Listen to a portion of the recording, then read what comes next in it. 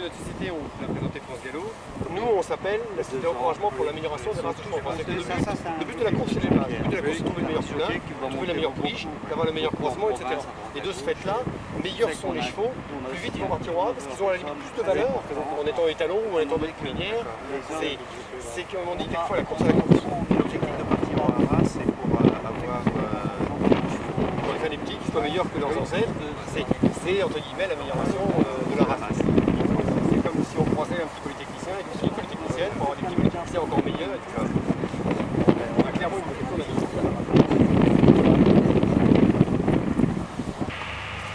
Vous avez changé de bicyclette, c'est un article. Voilà. Nouvelle mobilette, nouvelle conduite à gazon. Voilà, ça fait longtemps que je suis pas reçu.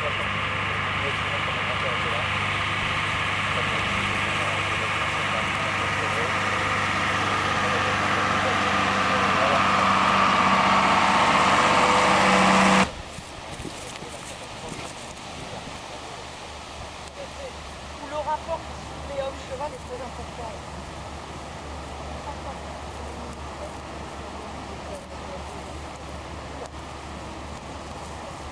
Le rapport de chaque personne c'est important pour l'animal, le cavalier, la personne qui connaît tout. C'est le frère par l'IFAR et c'est le poney de la maison. Par l'IFAR, qui est une excellente informatique. On ne touche pas le course, il est en plus, c'est un peu il mesure 1m80. Ne touche pas le gentil, on peut pas. Voilà, donc pas content. Une jument qui est très bien, mentalement.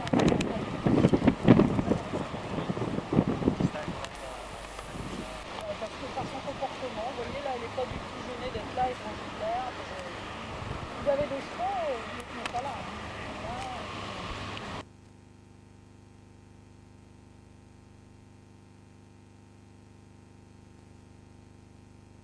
C'est-à-dire l'art de la chasse à courre, d'où l'importance de la cour des chenilles située dans cette partie où furent logés dans les salles du fond jusqu'à 500 chiens. Le dôme, grâce à cette fontaine, servait d'abreuvoir aux 240 chevaux, 120 par aile, tous en stalle, c'est-à-dire attachés comme c'était l'usage au XVIIIe siècle. Les box aux stalles et selleries que vous avez vues en entrant datent, eux, du XIXe siècle. Mais le dôme servait aussi aux fêtes. Il y en eut de très grands. Ces soirs-là, les piqueux, qui sont des hommes de vénerie, montaient dans la galerie supérieure en fer forgé, les lampions s'allumaient, les fanfares résonnaient, la fête commençait. Louis XV, Frédéric II de Prusse et le futur tsar Paul Ier superstitionnel. À l'issue de ces fêtes, les princes présentaient à leurs invités leur cavalerie, chevaux de chasse, chevaux d'attelage. Et c'est d'ailleurs en souvenir de ces fêtes que nous organisons encore régulièrement aux grandes écuries des dîners-spectacles et des soirées de prestige. C'était calmement assis jusqu'à ce que la consigne de son cavalier lui permette de se remettre sur ses 4 pieds. Pour cela, je vais simplement passer devant ses épaules.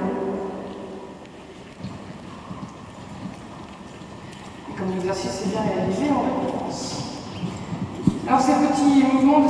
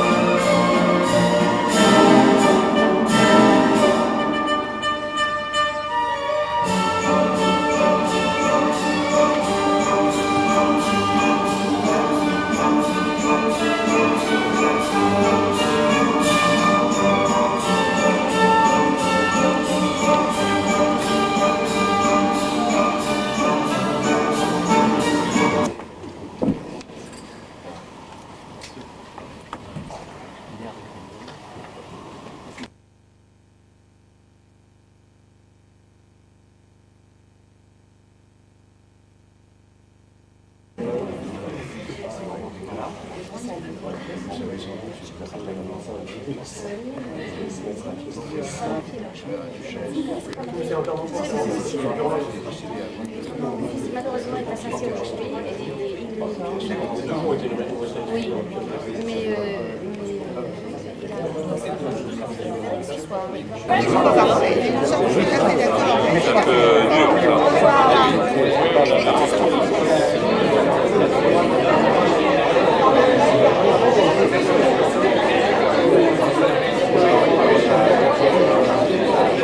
Vos études supérieures ont été pour vous l'occasion d'approfondir la philosophie, le droit, l'économie, dans lesquelles la politique et la religion ont toujours été présentes.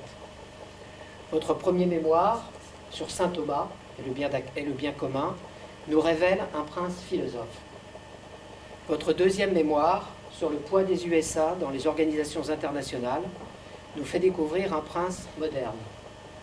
C'est enfin un prince économiste qui apparaît dans votre troisième mémoire sur les relations commerciales USA, Japon, Europe et les barrières douanières. Prince philosophe, prince politique, prince économiste, vous avez toutes les qualités pour être le représentant d'un principe supérieur que finalement tout le monde attend. Vous avez cultivé votre connaissance de l'international par vos nombreux séjours aux USA ou en Europe centrale et par une parfaite maîtrise des langues. Vous êtes actuellement dans un grand cabinet de conseil et comme beaucoup d'entre nous, vous êtes un cadre surchargé par le travail et les horaires fous. L'histoire, bien sûr, vous passionne et vous consacrez une partie de vos week-ends à découvrir la France profonde et le pays réel. C'est dans ce cadre, Monseigneur, que vous êtes aujourd'hui dans le domaine du duc d'Aumale, pour lequel vous avez, je crois, une secrète prédilection. L'année dernière, nous avons fêté le centenaire de la mort de ce prince, ami des arts, soldat fameux qui s'est illustré par la prise de la Smala d'Abdelkader et donataire du domaine à l'Institut, représenté ici par M. Pierre de Crépy. Suivant cette tradition militaire de votre famille, vous êtes d'ailleurs officier de cavalerie. Ce goût pour les chevaux vous a conduit ce matin sur les pistes d'entraînement avec M. Christian de Lagarde, M. Yves de Chevigny. C'est ensuite un brillant spectacle équestre que vous a offert M. Yves Bien-Aimé dans le cadre somptueux des grandes écuries. Vous visiterez tout à l'heure les petits appartements du duc d'Aumale, accompagné de Mme Nicole Garnier et M. Alain Decaux, qui devrait nous rejoindre tout à l'heure. Ce soir, M. Éric Woerth, représenté ici par Mme Béatrice Furon, vous recevra à la mairie. Enfin, Monseigneur, les liens qui unissent votre famille et l'histoire de la France sont tels que nous ne pourrons pas résister à vous faire partager nos interrogations. Quelle place peut tenir la France dans le monde en l'an 2000 face au mondialisme et à la dictature de l'argent? Comment restaurer les valeurs morales et familiales encore récemment attaquées par le Pax? Quel rôle pourrait jouer en France un prince chrétien pour améliorer l'ordre des choses? Nous avons aujourd'hui à Chantilly une magnifique opportunité de pouvoir vous parler autour du buffet qui va suivre. Mais Monseigneur, mon discours est trop long et je vous cède la parole. Pouvoir rentrer un peu dans le vif du sujet et rencontrer, comme vous l'avez si bien dit, en France et à l'étranger aussi, les Français, le pays réel. Et je suis vraiment heureux de le faire aujourd'hui ici à Chantilly. D'autant plus que Chantilly, à la fois par son passé et son présent, est un exemple vivant des liens qui unissent les Français, la France et leur prince. Vous évoquiez le duc d'Aumale, je peux rajouter à ça la présence de mon grand-père, le comte de Paris, qui a vécu presque 20 ans ici à Chantilly. Je suis vraiment heureux que ce lien ait existé dans le passé, qu'il existe aujourd'hui, ce qui permet cet échange d'aujourd'hui. Et ce qui me permet aussi de répondre aux questions que vous m'avez posées. Elles sont de trois ordres. D'un ordre politique, le rôle de la France en Europe d'abord et puis peut-être dans le monde. Économique, le rôle de la famille. Et personnel, le rôle du prince. Vous me permettrez de répondre à ces trois questions en évoquant un mémoire que vous avez cité dans votre discours sur le bien commun et saint Thomas. Quand on voit l'histoire de France, on peut la comparer à une pyramide avec en haut le politique, au milieu l'économique et en bas les personnes. Quand on voit l'histoire de France, dans ces 300 dernières années, on s'aperçoit que le côté politique, c'est-à-dire la tête de la pyramide, a été coupé de ses racines. C'est la Révolution française. Quand on retourne un peu plus loin dans l'histoire, on s'aperçoit qu'à la fin du 19e, l'économique est coupé de ses racines. C'est la révolution marxiste. Quand on va un peu plus loin, on s'aperçoit que l'économique, dans ce qu'il avait au départ, c'est-à-dire le bien de la famille, on s'aperçoit que ce bien-là a été mis à rude épreuve. Et, si on peut parler de choses comme ça, c'est la révolution de 68. Et on s'aperçoit aujourd'hui qu'on va dans ce qu'il a plus intime, plus loin dans la personne. C'est le bébé au moment où il naît. Et c'est toutes les questions qui se posent autour de l'avortement. Et je pense que si on veut retrouver des bases saines, des racines un peu plus solides, il faut reconstruire tout ça, mais dans le sens inverse. C'est-à-dire qu'il faut partir de la base, travailler dans les relations avec les personnes à un équilibre au niveau de la personne, un équilibre au niveau de la famille. Je pense que pour la personne, donc la question de savoir quelles sont les intentions du prince, il y a des choses qui dépendent de moi. C'est essentiellement la formation que j'ai cherché à suivre. C'est essentiellement le travail que je cherche à réaliser en étant le plus proche des soucis des Français et de la France dans ce qu'elle a de plus moderne, c'est-à-dire la vie de travail, c'est-à-dire la vie sociale, plus tard peut-être la vie économique et la vie politique. Mais ça, il y a des choses qui dépendent de moi, il y a des choses qui dépendent à la fois des circonstances. Il faut qu'il y ait une base suffisamment large pour avoir, comme disent les juristes, un début de preuve, donc un début d'action. Et puis, des choses qui tiennent aux événements. Il y a des moments qui sont propices, d'autres moins. Donc dans cette perspective-là, je me prépare, et puis par ces voyages, ça me permet de rencontrer les Français, puis d'échanger un certain nombre d'idées et d'impressions avec eux, puis d'avoir cette relation interactive qui permet vraiment de rentrer dans les choses telles qu'elles sont. Du point de vue économique, donc du point de vue de la famille, il est vrai que certains projets de société nous sont proposés à l'heure actuelle. Bon, ça peut être dans l'air du temps, mais ce qu'il faut voir ou ce à quoi il faut réfléchir, c'est les conséquences que ça peut porter dans une société et dans le monde dans lequel nous rentrons, c'est-à-dire après l'an 2000, le XXIe siècle. Et je pense qu'on a déjà, si on regarde la famille, des familles qui sont monocellulaires, c'est-à-dire qu'on a un parent d'un côté, un autre de l'autre. On l'a avec, ce que je disais tout à l'heure, le Pax, on va vers des familles où l'enfant n'est plus, l'objectif ou la finalité de la famille, donc vers une société qui probablement déjà manque de jeunes, et qui, si ce projet se réalise, va vers une diminution encore plus grande de cette partie-là. La partie politique maintenant, le rôle de la France dans le monde, je pense que ça tient à deux idées. La première, le réalisme qui a toujours caractérisé les Français et qui semble s'être perdu ces quelques 100 dernières années. Et je pense qu'avant de réfléchir à un certain nombre de grands projets, retrouver ce réalisme d'une part, et puis d'autre part, retrouver le caractère qui nous a toujours marqué, qui nous marque toujours, ce caractère d'exception, et que ce caractère d'exception, on puisse le transmettre par ses enfants, soit autour de nous, aux gens qui nous sont proches. Et je pense qu'il n'y a que comme ça que les choses peuvent revenir ou se mettre sur un bon rail. Et je pense que la jeune génération a du travail sur la planche. Et en faisant partie, c'est quelque chose qui m'intéresse. Donc voilà, c'est une des raisons de ma présence ici aujourd'hui. Et je voulais vous remercier d'être venus si nombreux.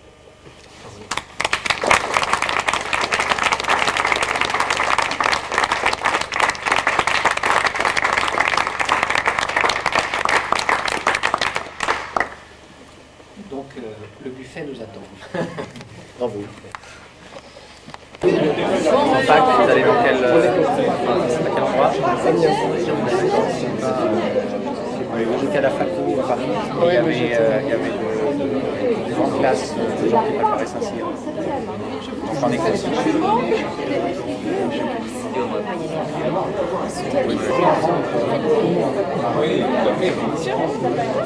Le principe monarchique, c'est justement de ne pas rentrer dans le débat partisan, essentiellement d'avoir un rôle, pour appeler ça fédérateur, fédérateur, ce que les Brésiliens appellent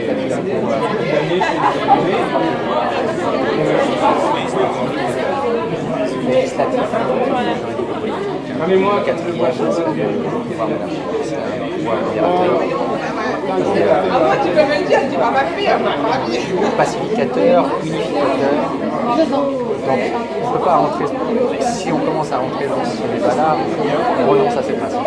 Malgré tout, vous affirmez contre le Pax, déjà, tout est politique. Oui, mais on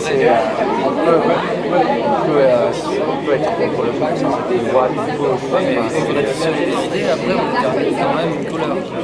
Oui, mais ça, c'est vous qui déterminez. Voilà. Moi, c'est pas mon propos, c'est de montrer qu'on peut, en étant une personnalité peut-être un peu à part, parce que c'est ça, être à la fois dans son temps, c'est-à-dire répondre aux échéances, aux problèmes, aux questions, aux échéances qui se posent, d'une façon tout à fait dégagée, sans rentrer dans ce débat.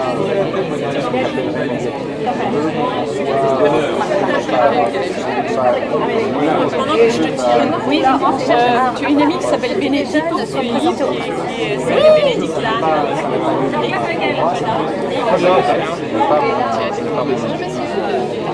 Mon objectif, c'est de trouver des solutions.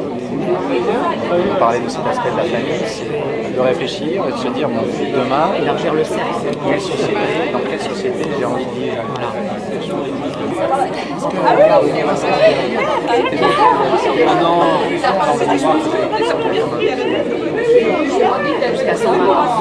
On a deux visions de l'homme dans la société est un peu aléatoire ou fictive, c'est-à-dire qu'on est obligé de forcer les gens à vivre ensemble. Donc c'est le contrat des deux cela.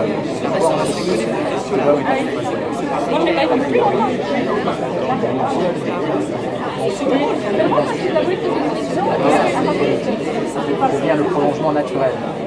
Et entre le politique, il y a la famille, et entre la famille, je sais pas, mon appareil photo.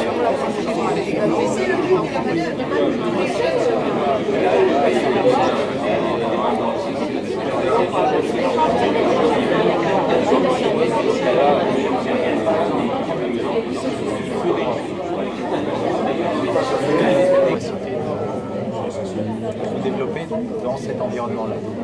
Ou alors, l'autre solution, à laquelle je préfère favoriser, c'est finalement de vivre par ses propres règles. Si on veut rentrer dans la société, monter sa propre structure, on ça avec sa fondation, et par ce biais-là, avoir une représentation, puis avoir vraiment un rôle, je dirais, moteur, à quelque niveau que ce soit, sur le point, du point de vue économique par exemple, mettre mettre en place un certain nombre de projets qui peuvent être locaux, d'un point de vue culturel. Ça peut être, je sais pas, monter une structure qui donne des prix pour des jeunes artistes. Ça peut être social, avoir une œuvre particulière. Il y a des tas de choses qu'on peut faire et qui vous permet d'être là dans la société. Et ensuite, les gens savent que vous êtes là. Et à partir de là, les choses peuvent bien se passer.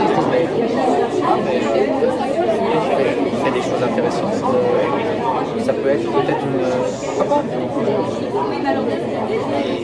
et à partir de là, réfléchir sur la partie plutôt institutionnelle. Mais il ne faut pas brûler les étapes. Mais l'étape finale, ça serait quand même le rôle politique au sens premier du terme. La responsabilité. Et je pense que, mais cette responsabilité-là, elle vient que comme un aboutissement. Parce que la responsabilité, elle est là avant, elle est là dans la vie personnelle, quand on fait des choix pour ses orientations, dans ses études. La responsabilité, elle est là quand on fait son service militaire, on a la charge de 20 personnes. La responsabilité est là quand on est dans l'entreprise et qu'on a vis-à-vis de son client une responsabilité de mener à bien un projet familial. Et puis, ça n'est que le prolongement, donc je reviens à ma pyramide, ça n'est que le prolongement ou l'aboutissement de responsabilités intermédiaires.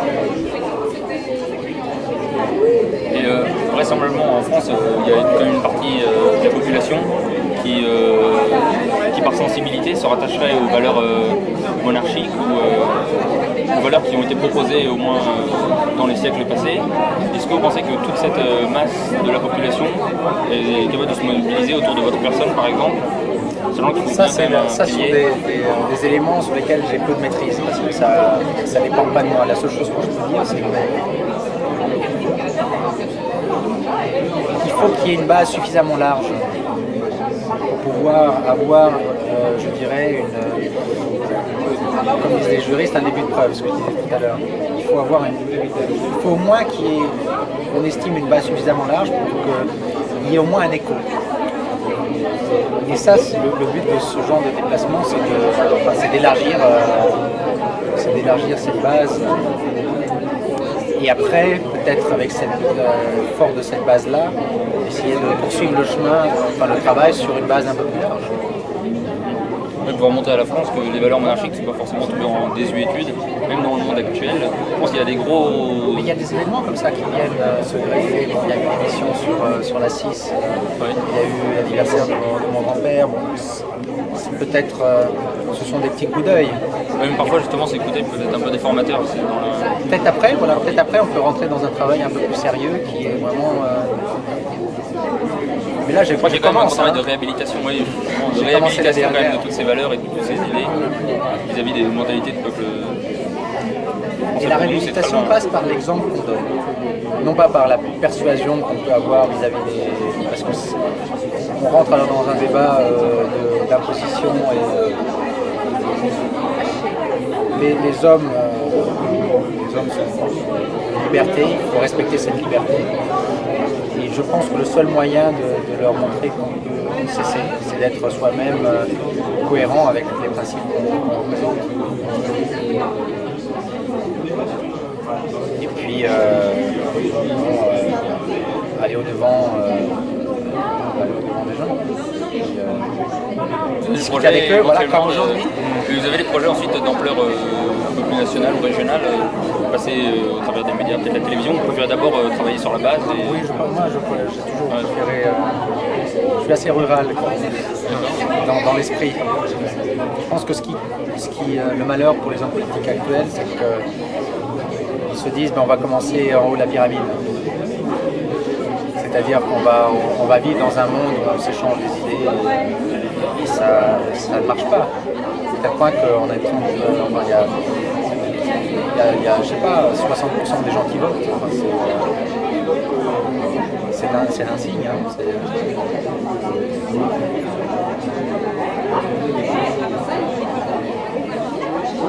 Puis, comme il n'y a pas eu de monarchie, comme il y a un certain temps, on va brusquer non plus. ça vienne naturellement. Il faut vraiment que ça soit dans les mœurs, dans la vie, que les gens soient au courant, qu'ils se disent ah mais ça fait déjà plusieurs fois qu'il s'est déplacé à droite à gauche, puis je connais un tel qui l'a rencontré. C'est tout ça, c'est bête. C'est une action à longue échéance quand même. Oui, ça et puis si c'est pas moi, ça pour nous. Hein. Ah non, ça sera vous. Si c'est pas moi, ça sera peut-être mon fils ou mon arrière-petit-fils, enfin c'est mon petit-fils ou arrière-petit-fils. Ah non, j'espère que ça sera vous. Ça c'est pas moi qui décide. Je sais bien. Mais bon, quand même. Il y a un gros débat actuel qui, dans certains milieux, se porte sur la légitimité du prétendant au trône de France. Est-ce que ce serait votre branche? Est-ce que c'est... Moi j'estime que la légitimité, on peut dire une chose, la légitimité, c'est le sang qu'on a versé pour son pays. Ça c'est la première légitimité. Que ce soit la goutte de sang ou la sueur. J'ai un oncle qui est mort en Algérie. Moi j'ai fait mon service militaire en France, j'ai fait mes études en France. Parce qu'on rentre dans le débat légitimité, légalité. C'est un faux débat. Moi je pense qu'il devrait s'appeler légaliste, pas légitimiste. Mais légaliste. Parce que c'est... Le mot est anecdotique en relation avec Philippe L'égalité. Non, légal. Moi d'accord, mais pour moi ça me fait penser à Philippe L'égalité, qui est pour moi un des sujets de... Oui, mais ça, il y a 200 ans, il faut être moderne. Hein. Ça, oui, mais avant lui, il y avait le frère de XIV. Le Chambon. Il y a même Gaston, qui, du point de vue politique, a été quelqu'un de remarquable. Bon, si dans une famille on dit ah mais machin, enfin, l'arrière-grand-père, on rentre dans Astérix en Corse. Hein, non mais c'est vrai, je pense que moi la légitimité, elle passe par ce qu'on fait pour son pays. Le service militaire, la participation à la vie sociale, à la vie économique, les impôts qu'on paye, enfin, moi c'est ça. Et voilà, enfin, après les gens choisiront ce qu'ils voudront. Si on veut vraiment, on ne peut pas tomber comme un cheveu sur la soupe. Il faut vraiment que ça se passe de l'intérieur, qu'on connaisse, qu'on ait grandi dans un environnement, parce que c'est comme ça que ça se passe. Hein. Les gens qui ont fait la révolution, les jeunes qui ont fait la révolution 68, ils sont maintenant tous dans les structures du gouvernement. Donc c'est une génération. Les choses se font par génération.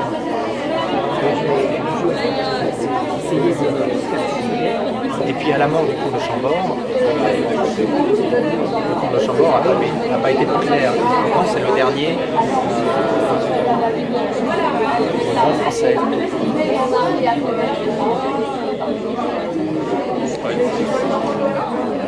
Enfin, je m'excuse d'avoir été un peu sec, mais je pense que la monarchie, elle doit être réelle. La monarchie, elle doit être, si on y pense, elle doit être ancrée dans le pays. À tous les niveaux. À la fois pour ceux qui y croient et à la fois pour ceux qui la représentent. Vous pouvez pas vous nourrir aussi, parce que c'est bien votre part.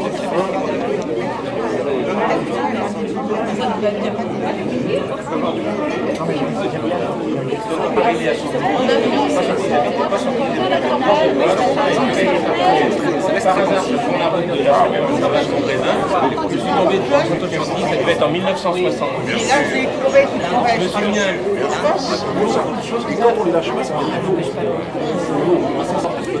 On va voir ça avec enfin, nous on sera pas là. Il va venir en service à la Toussaint, non? Ses parents viennent. Ses parents viennent le mercredi au milieu des vacances. Les parents. Voilà, mon frère et ma belle-sœur. Voilà. Alors lui, je sais pas s'il vient ou pas. Parce qu'en fait, il est assez indépendant maintenant. Oui, bah maintenant il a il travaille, mais au point de vue liberté.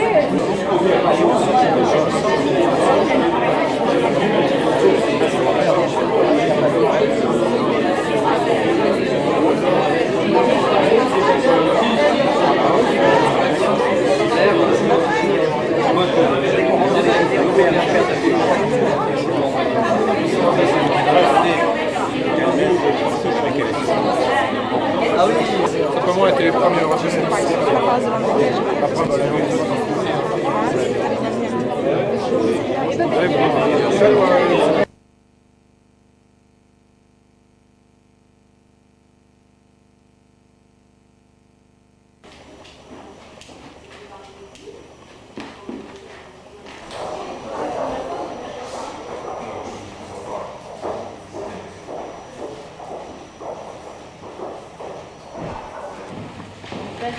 Les autres suffisamment connus. De manière naturelle.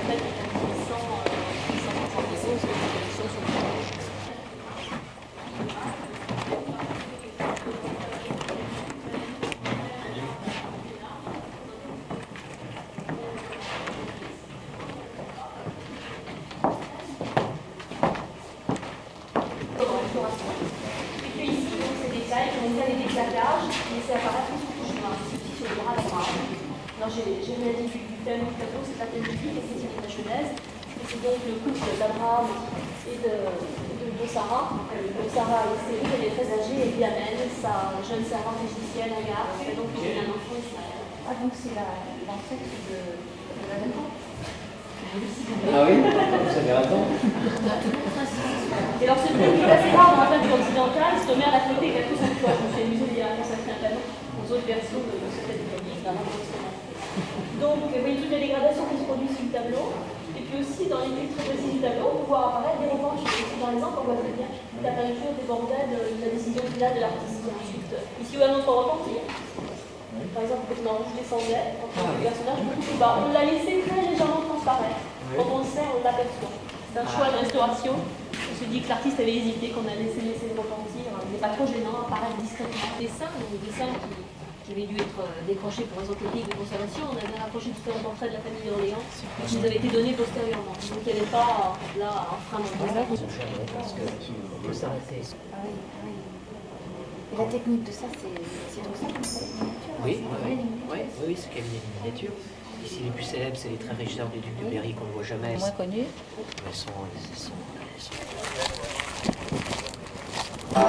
Superbe, on peut l'applaudir très fort. Le Boulonnais, quant à lui, vous salue assis, c'est sa manière de vous honorer.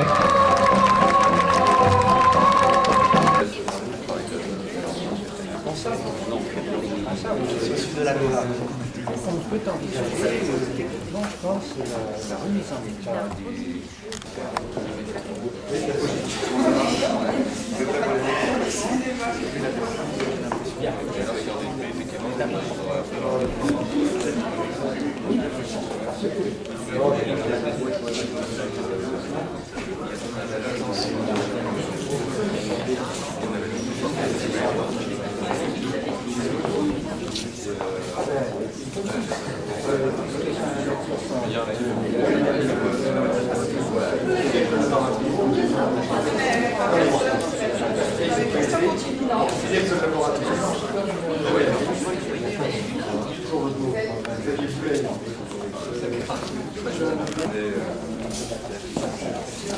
On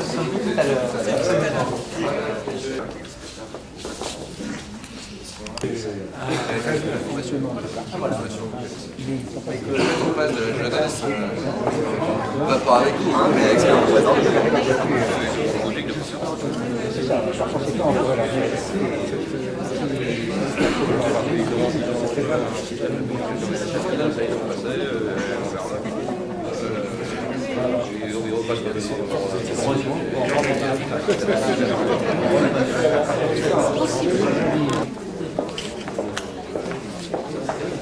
Jean Bernier, adjoint à la communication.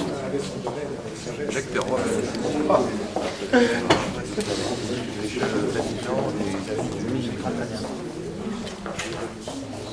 Pendant que vous visitiez, nous avions un conseil d'administration qui a à nouveau décidé de restauration des tableaux.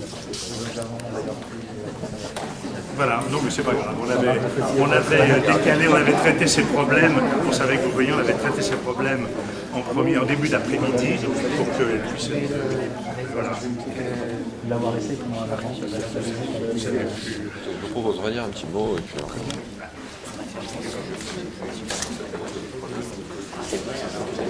Non.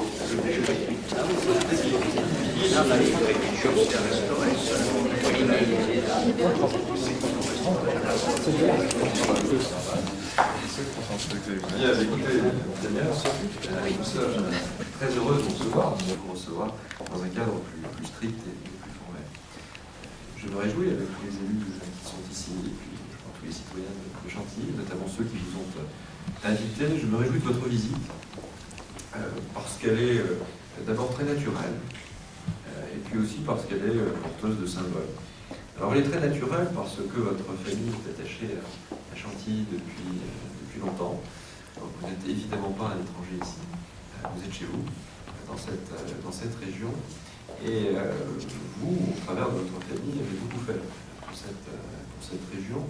Et j'en prends l'exemple le plus flagrant, le plus marquant, et notamment la présence au cœur de notre ville, Place Honorable, au cœur de notre ville, de la Fondation Condé, qui est dirigée ici par Madame Naval et qui est présidée par votre grand-père.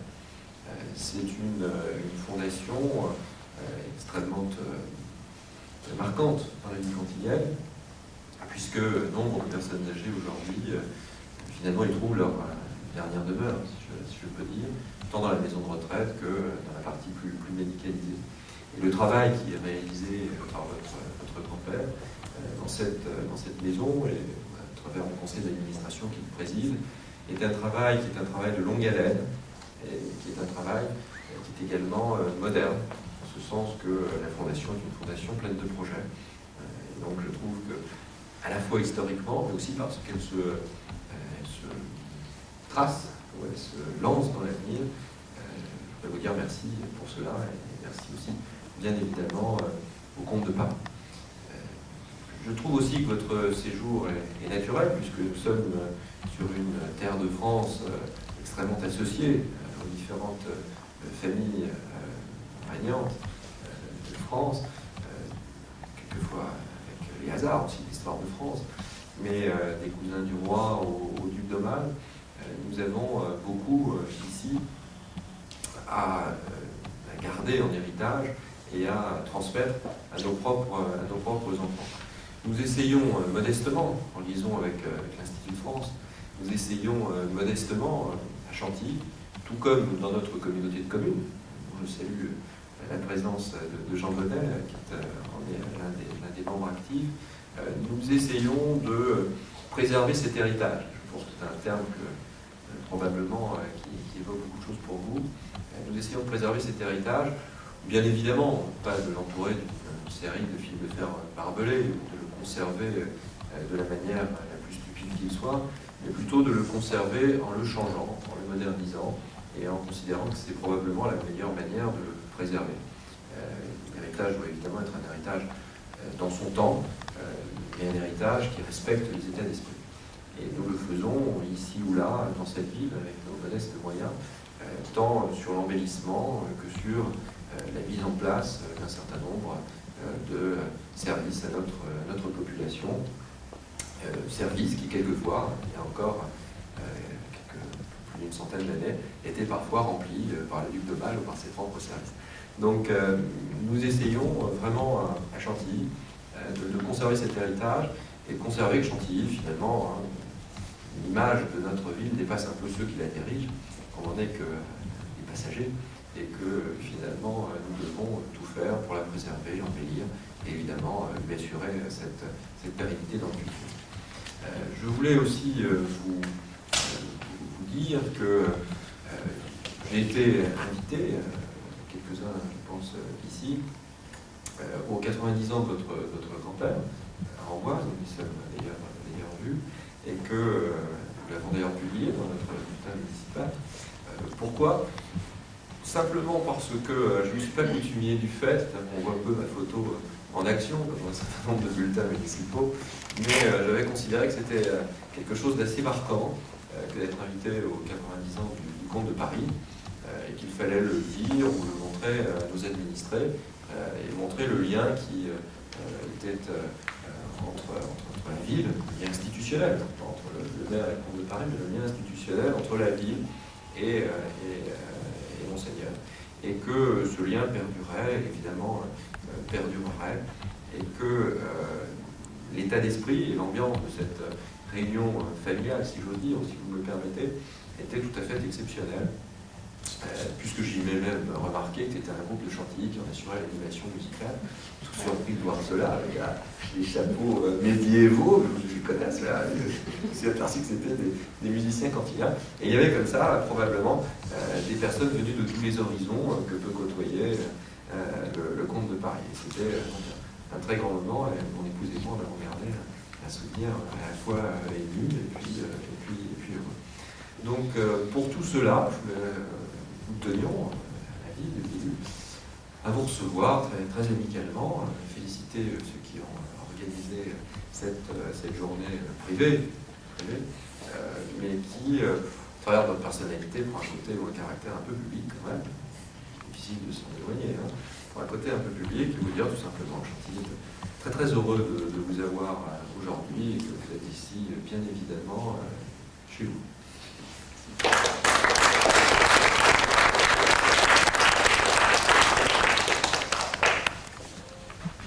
Monsieur le maire, mesdames et messieurs du monde du conseil municipal, mesdames, messieurs, lorsque j'ai commencé ces voyages à travers la France, il y a à peu près ça 1 an, à Bordeaux, je ne savais pas que je repasserais par Chantilly. Et je suis vraiment touché que vous ayez souhaité m'inviter à l'occasion de ce déplacement privé.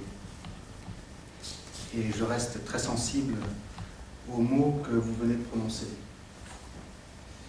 Chantilly, comme vous l'avez rappelé, est un exemple vivant, que ce soit à travers son histoire, ou à travers le présent, à travers l'histoire de duc d'Aumale, à travers le présent, l'œuvre que le comte de Paris a initiée ici à Chantilly. Et vraiment l'exemple vivant des liens qui unissent la France, les Français et leurs princes. Vous avez évoqué assez longuement le duc d'Aumale. Je pense que c'était un prince moderne qui a laissé ici à Chantilly, à la fois par son travail et son exemple, une mémoire vivante. Et comme prince moderne, je pense que pour moi c'est un exemple à suivre. Mon grand-père, le comte de Paris, y a séjourné pendant une bonne vingtaine d'années. Je suis venu le voir assez régulièrement. Les parents d'ailleurs, juste après leur mariage, sont venus s'installer quelques mois ici à Chantilly. Et en ont gardé un excellent souvenir. Je suis venu donc le visiter, enfin, quand mon grand-père était là, je suis venu le faire régulièrement. Et j'avais vraiment beaucoup de plaisir à venir à Chantilly. Et je suis vraiment très heureux de redécouvrir cette ville que je n'avais pas vue d'à peu près depuis quelques années, peut-être 3-4 ans. Mon grand-père est parti s'installer à Paris, à peu près l'année dernière, à Chérisy. Et ce matin, d'ailleurs, nous avons fait tout un parcours, on peut rappeler un peu le parcours du combattant, puisque nous avons commencé très tôt le matin à visiter le centre d'entraînement, donc des Aigles. Enfin, c'est bien le nom. Le terrain des Aigles. Voilà, le terrain des Aigles. Puis nous avons pu voir ce qui caractérisait Chantilly, sa passion, parce que Chantilly a une passion pour les chevaux. Et cet après-midi, la visite du musée, et on voit que le duc d'Aumale a vraiment réuni là quelque chose d'exceptionnel. Je pensais que les Américains, que seuls les Américains pouvaient faire ce genre de choses. Et je suis très heureux de redécouvrir que chez nous aussi, certaines parties de ce patrimoine peut être gardé de la sorte et avec tant de passion, à la fois par ceux qui l'ont initié, le duc d'Aumale, et puis par ceux qui ont suivi son exemple. Nous avons vu tout à l'heure une visite extraordinaire avec le conservateur. Donc ça a vraiment permis de tisser encore plus ce lien entre la ville et ses princes. Et je pense que si les choses se renouvellent entre les membres de la génération d'aujourd'hui, ça ne peut se faire qu'à travers de projets bien réels, de projets qui s'inscrivent dans la vie et dans le pays réel et qui impliquent finalement les gens dans leur vie, dans leur projet.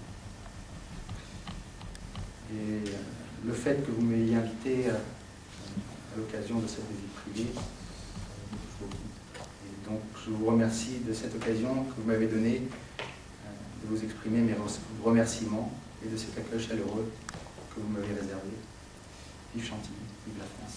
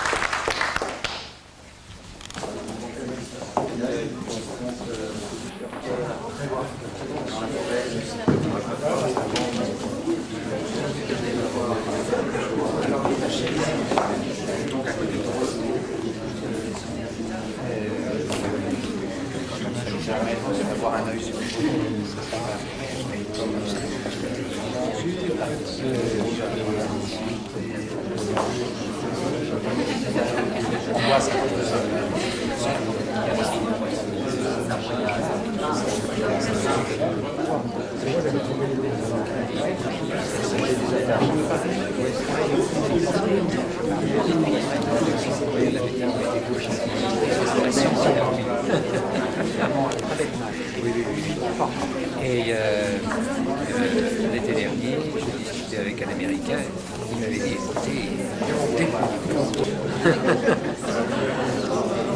voilà. Ça tombe bien, parce qu'en plus le prince des USA, oui, mais je crois que...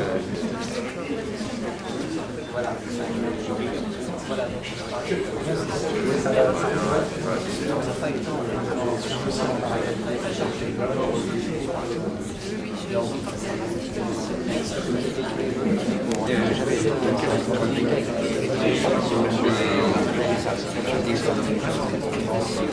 je vais envoyer des résumés.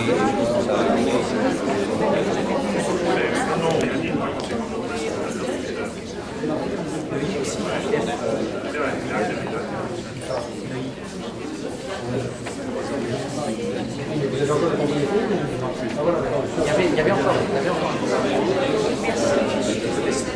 De l'Orléans, la rue Louis-Philippe.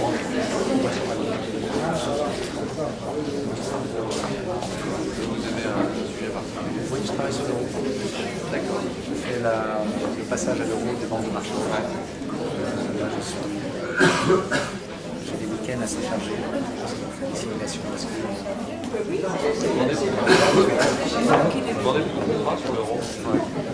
On a l'année dernière, quand je suis rentré, on était 20, on est à peu près 40. Je crois que l'euro nous a donné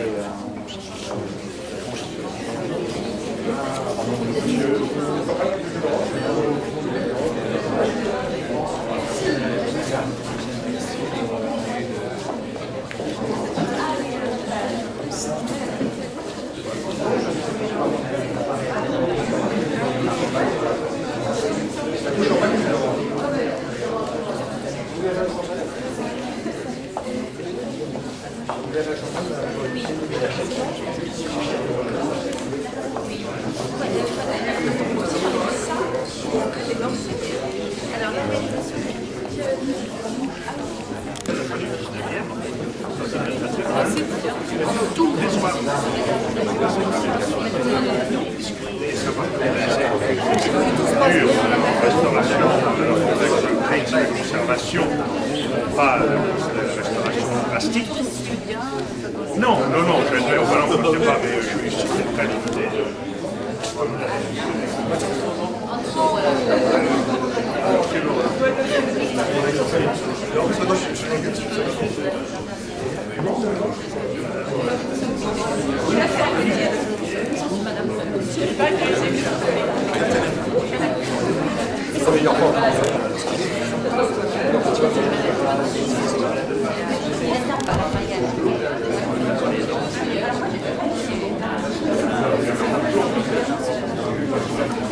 Comment sujet en fait, oui, la promotion de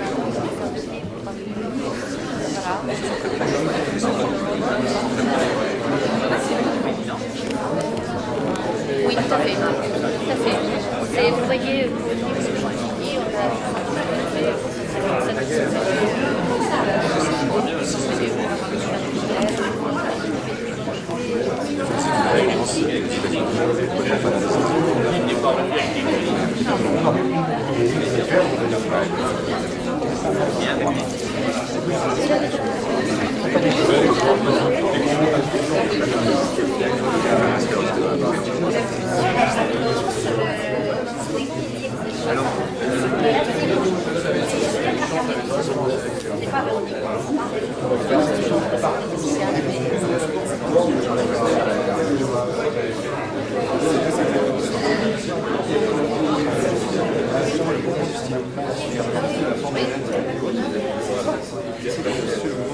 mais on fait ça aussi en peinture, c'est une forme d'analyse. On très bien qui en place des gauchers ou droitiers et on voit très bien au niveau de la façon avec laquelle le pinceau a été posé. Si c'est bien notre petit poisson, ça peut être trompeur quand même parce que ça annule la position qu'on a.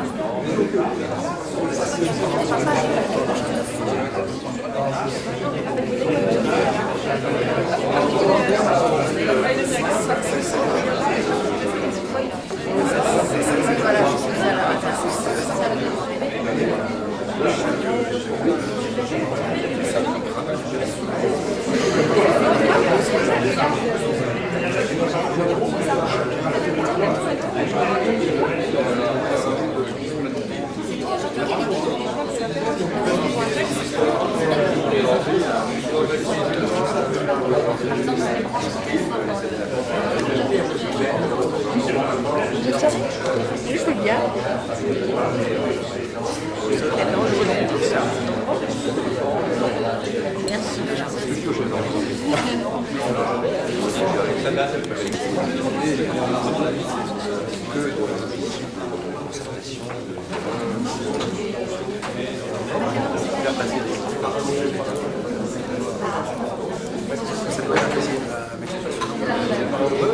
C'est vraiment, donc je pense au niveau politique, c'est vraiment c'est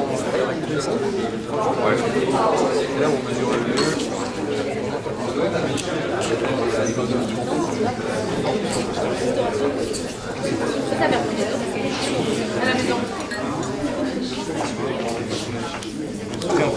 Oui. Pas vu, je sais que c'est vous avez le temps d'y aller avec leur chef. Personne vous avez le temps. Non, ça c'est un truc à 50 ans, parce que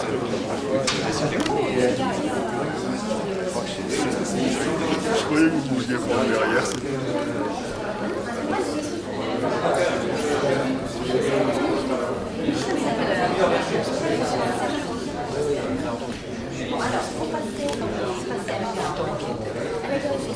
Ah, on a cherché le cerf, c'est déjà ça. C'est à la maison. Il est même carrément à la maison. Juste carrément à la maison.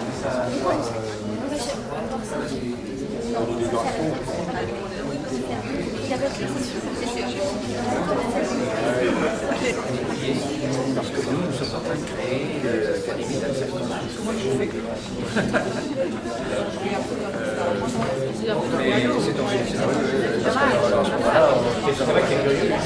C'est quand même...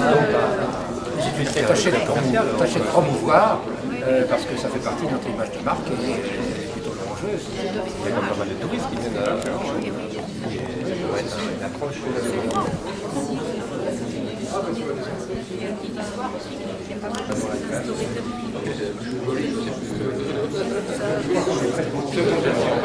C'est comme bien précisé ici.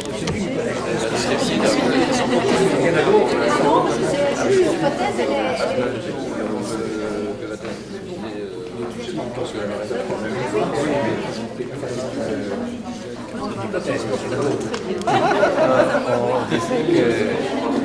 Il avait ses aides qui étaient du dernier bien avec sa femme. Et il y avait une bagarre à la broche dans la cuisine.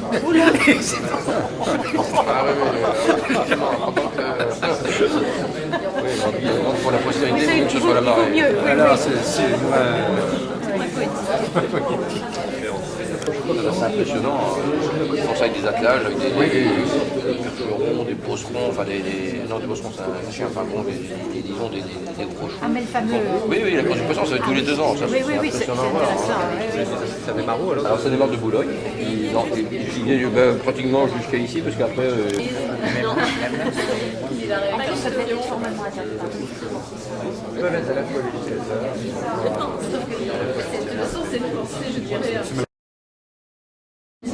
Mais il faut garder, la partie l'air. Il faut garder, il reste parce qu'ils sont en fait... C'est normal, sinon on aura des technocrates. Oui, exactement. Moi j'en ai vu un qui n'était pas les élus les plus importants. C'était pas non plus les plus stupides. Il y a quand même une vision souvent... Je suis d'accord dans les spectacles, il fallait au moins. C'est chauffé artificiellement, les équipes. Oui, alors que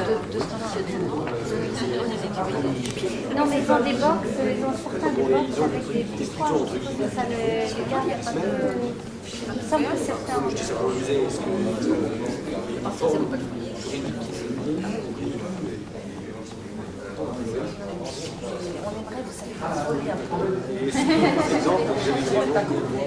Bien. Qui lui a amené à faire quelques bévues. Mais maintenant c'est complètement réglé. Complètement réglé. Perfide, elle est moins aigre. Ah oui, non, pas du tout. Moins vinaigre. Oui, voilà. Elle n'est pas très branchée publication.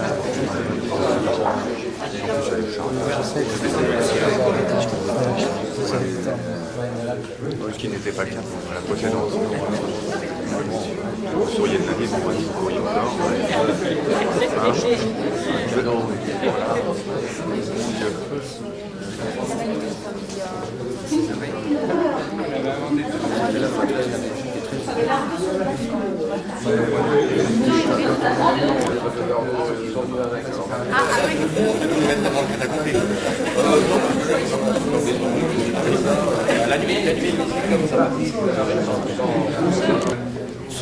Ce qui bouge, je le salue, ce qui ne bouge pas, je le bats. Et mauvaise langue.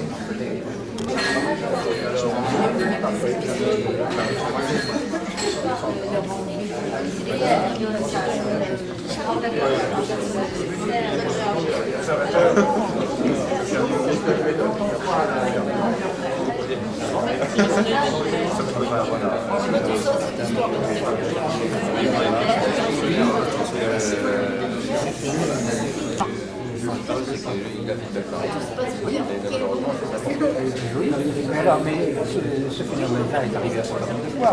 C'est arrivé au moment de la guerre de 100 ans. bien. La marine coûtait cher, on l'a réduite, nous avons ouvert toutes nos côtes et les Anglais nous ont envahis. Ça s'est produit également sous Louis XIV, déjà au moment de la Renaissance, sous François Ier. Et puis ensuite, tant qu'il y a eu Colbert, ça a marché, mais après, Louis XVI avait fait beaucoup pour la marine. La marine française était, à la veille de la Révolution, elle était quelque chose d'impressionnant. Bataille de Trafalgar.